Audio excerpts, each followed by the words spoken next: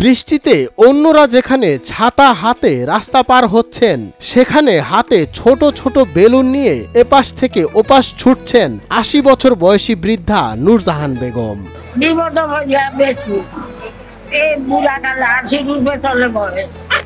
রোদ কিংবা বৃষ্টি যেন কিছুই এই বয়সে কাবু করতে পারছে না এই বৃদ্ধাকে। স্বামীকে হারিয়ে নিজেই এখন সংসারের হাল ধরেছেন।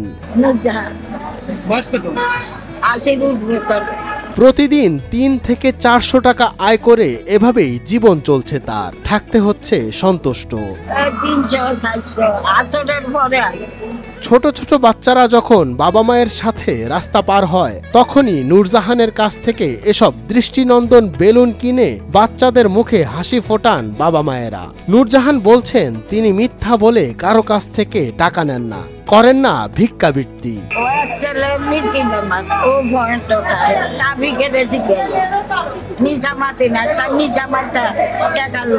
তাই তো বলা যেতেই পারে নূরজাহান যেন এ শহরে হাসি বিক্রি করেন। এই হাসি বিক্রি করেই এক নাতনিকে এখন পর্যন্ত করিয়েছেন এসএসসি পাস।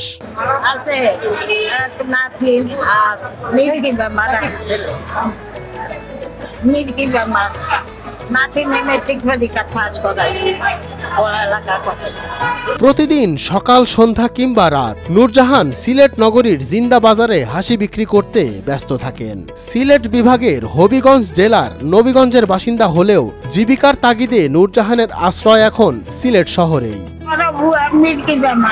আপনার চাচা মারা গেছে 2 বছর, ওই চোখের অবস্থা।